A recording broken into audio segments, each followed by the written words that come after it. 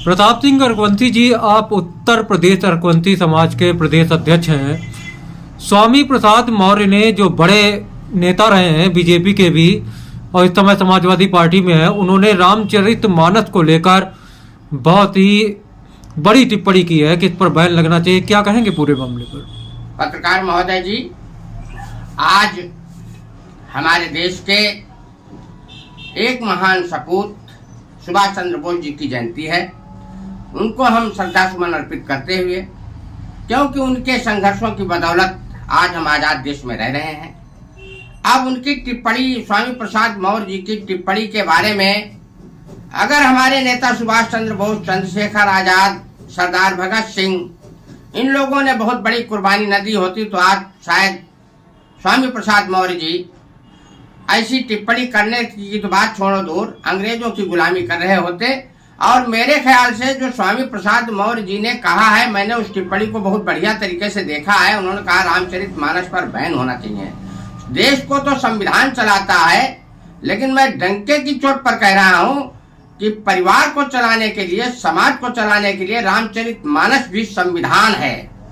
रामचरितमानस में लिखा है कि प्रातः काल उठ के रघुनाथा, मात पिता गुरु नामई माथा। मुझे तो स्वामी प्रसाद मौर्य जी की मानसिकता पर बहुत बड़ा क्रोध आ रहा है, बहुत गुस्सा आ रही है। और मुझे वो बात मुझे आज अपने प्रदेश के लोकप्रिय, जनप्रिय माननीय योगी आदित्यनाथ जी की, मुख्यमंत्री की बात याद आ रही है कि जिसमें उन्होंने कहा था कि एक हाथ में माला और दूसरे हाथ में भाला रखने की आवश्यकता है।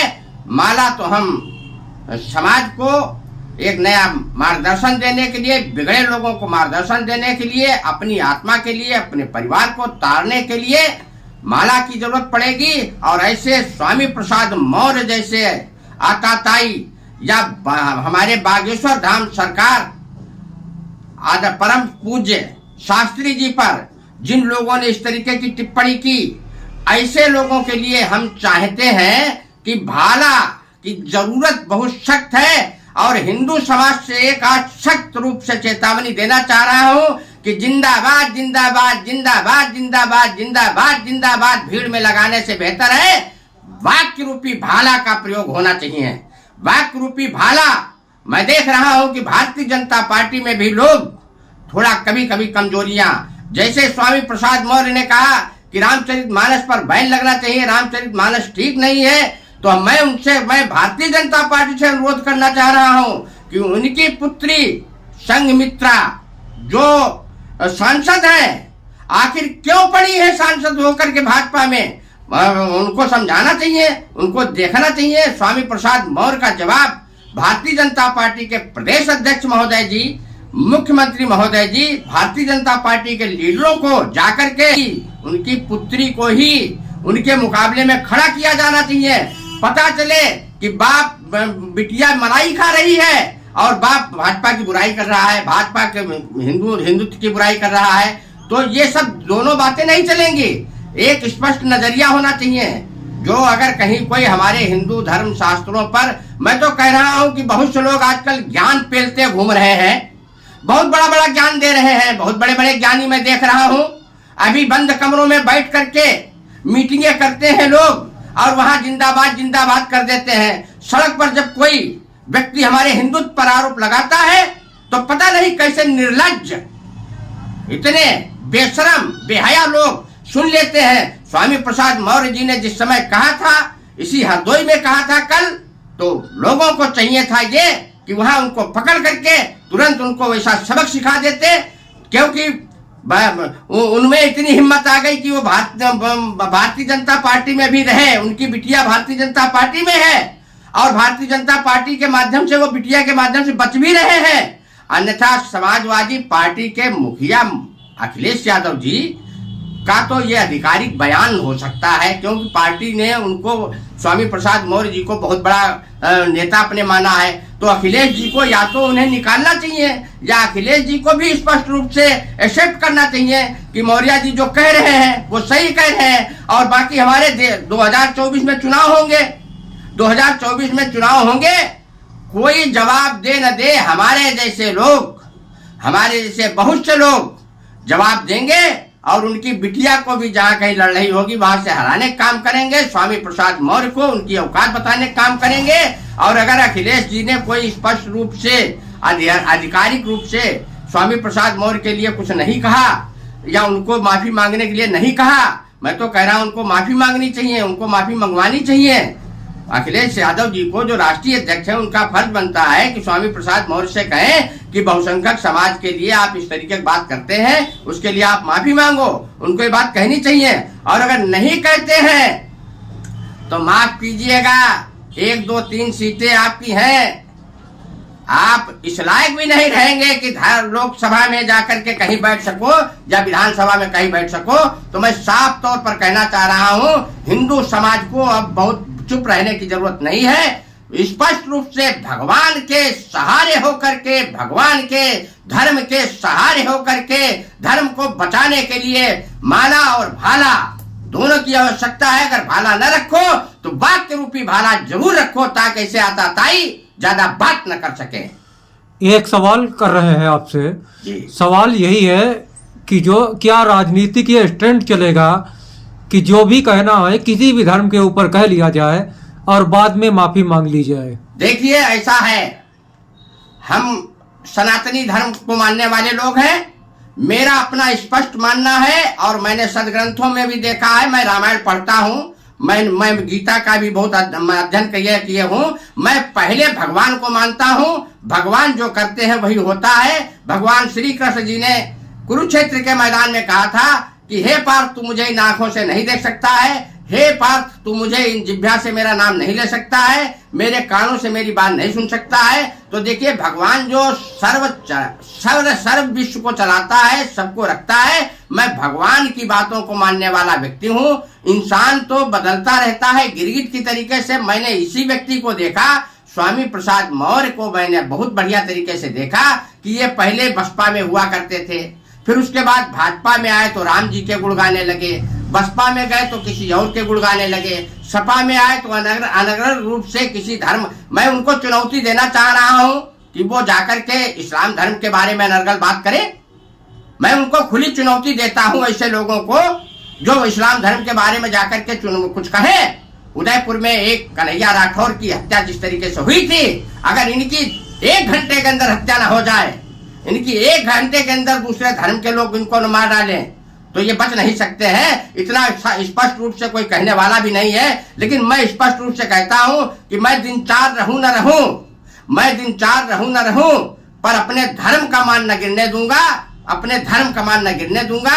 मैं चुनाव लड़ता हूं, जैसे मैं चुनाव लड़ता हूं, भारतीय जनता पार्टी से चेयरमैन पद का बिलग्राम से चुनाव लड़ता हूं। मैं 2006 में चुनाव लड़ा, मैं अपनी स्थितियों पर, अपने सिद्धांतों पर खड़ा रहा। मैंने खड़ा होकर के मैं चुनाव जीतने की कगार पर था, लेकिन मैंने अपनी स्थितियों को, अपनी आदतों को, अपने सिद्धांतों से समझौता नहीं किया, चुनाव हारना मंजूर किया। उसका परिणाम भले निकला हो कि दूसरी बार दूसरे लोग जीत गए हों, वही तीसरे लोग अब से हार रहे हैं। और हम कहते हैं हमारे जैसे लोग और भी बिलग्राम में होने चाहिए, हरदोई में होने चाहिए। स्वामी प्रसाद मौर्य हरदोई में अगर कह करके निकल गए तो उनको निकलने न देने वाले लोग हरदोई में होने चाहिए थे। सवाल हमारा यही था, क्या ये राजनीतिक ट्रेंड चलेगा कि आप किसी भी धर्म पर आप टिप्पणी कर दें, अनर्गल टिप्पणी कर दें, उसके बाद किसी भी पार्टी का राष्ट्रीय अध्यक्ष आपसे माफी मंगवा ले? आखिर ये कब तक चलेगा? देखिए, एक बात है, 4 युग हैं। 4 युग में सतयुग, त्रेता और द्वापर, कलयुग। कलयुग के बाद में सतयुग की स्थापना होती है। हम आपको बताएं, ये सब बहुत दिनों तक नहीं चलेगा। जैसे सांप की बिल में आप कोई ऐसा पदार्थ डाल दें कि सांप बिलबिला करके बाहर आ जाए और हम पहचान ले कि ये सांप है। ये हमारे आस्तीनों में छुपे हुए सांप हैं, हमारे आस्तीनों में छुपे हुए सांप हैं। ऐसे ही ये वो कलयुग चल रहा है, ये कलयुग का अंत चल रहा है। थोड़े दिनों तक कलयुग का बिल्कुल अंत हो जाएगा और इसी कलयुग में सतयुग आएगा। और सतयुग जब आएगा तो कलयुग जाएगा। कहने का मतलब ऐसे आताताई लोगों को अभी नहीं तो 2 दिन बाद, 2 दिन बाद नहीं तो 2 साल बाद, 2 साल बाद नहीं तो 5 साल बाद सबक सिखाया जाएगा। देश बहुत अच्छा होगा। हमारे नरेंद्र मोदी जी प्रधानमंत्री देश के ही है, पूरे विश्व के लीडर हैं। हमारे योगी आदित्यनाथ महाराज जी मुख्यमंत्री उत्तर प्रदेश के हैं, लेकिन पूरी विश्व में वो पूजे जा रहे हैं। वो धर्म ध्वजा लेकर के चल रहे हैं दोनों लोग। ये धर्म ध्वजा उनकी जो है सतयुग के लाने की परिकल्पना है, ऐसा मैं मानता हूं। और जब ये परिकल्पना है तो ऐसे नालायक किस्म के लोग जब बोलेंगे नहीं तो हमारे ये नेता लोग, हमारी जनता इनको पहचान कैसे पाएगी? तो इन्हें धरातल से कतई गायब करने का ये खुद अपने तरफ से कह रहे हैं, क्योंकि कलयुग के बाद में सतयुग की स्थापना होना है। और कलयुग जब है तो कलयुग में ये आता ताई, ये कलयुग में आसुरी शक्तियां इस तरीके से बोलेंगी, जनता इनको जान जाएगी, रामराज की स्थापना होगी, देश हमारा विश्व गुरु बनेगा। मोदी जी, योगी जी, मध्य प्रदेश में शिवराज जी, इस तरीके से बहुत से हमारे राजनेता प्रयास कर रहे हैं। चारों तरफ से हिंदुत्व की बात चल रही है। काशी, मथुरा, बनारस, राम मंदिर सब बन रहा है। ये रामराज की परिकल्पना है, रामराज की ओर हमारा देश चल रहा है। और ये ऐसे नेता इसलिए बोल रहे हैं कि जब इनकी बुद्धि भ्रष्ट होती है, तब जब बुद्धि भ्रष्ट होती है तो बुद्धि भ्रष्ट होने का ही एक मतलब है। और इनको जानना और पहचानना इसी तरीके से है।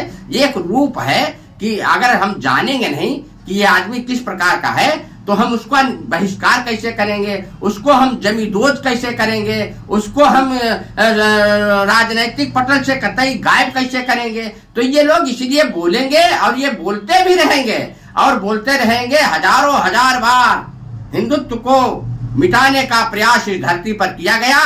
हिंदुत्व कभी नहीं मिटा, सनातन कभी नहीं मिटा, देवी देवता कभी नहीं मिटे। और वही प्रक्रिया आप कलयुग में सतयुग आएगा, और सतयुग जब आएगा तो गलत लोग जाएंगे, तभी तो सतयुग आएगा। अच्छे लोग होंगे, भगवान को मानने वाले लोग होंगे, धर्म को मानने वाले लोग होंगे, और ये अधर्मी विधर्मी बिल्कुल गायब होंगे। और चाहे राष्ट्रीय अध्यक्ष इसको माफी मंगवाए, चाहे कुछ भी मंगवाए, लेकिन जनता जब जान जाएगी, ये देवतुल्य जनता बिलग्राम की जान जाएगी, हरदोई की जान जाएगी, जहां से संघमित्रा इनकी पुत्री सांसद है वहां के लोग जान जाएंगे, जहां से ये स्वामी प्रसाद मौर्य चुनाव लड़ेगा वहां के लोग जान जाएंगे। तो इसको रसातल में पहुंचाने का काम करेंगे। मेरा ये पूरा मानना है कि कलयुग जाएगा और सतयुग आएगा, उसी की प्रक्रिया ये चल रही है। इसीलिए आताताई लोग जो है धर्म पर और भारतीय जनता पार्टी पर, हमारे देवी देवताओं के तुल्य योगी आदित्यनाथ जी पर, जो दो देवी देवताओं की श्रेणी में माने जाने वाले माननीय नरेंद्र मोदी जी पर आरोप प्रत्यारोप लगाते हैं, लेकिन उनका कोई कुछ नहीं बिगाड़ सकता है, क्योंकि ये ईश्वर के एक विशेष दूत हैं और सतयुग की स्थापना के लिए इस दुनिया में आए हैं। सतयुग की स्थापना के लिए मुख्यमंत्री बने हैं, सतयुग की स्थापना के लिए प्रधानमंत्री बने हैं, और सतयुग की स्थापना बहुत जल्दी होगी मेरे ख्याल से।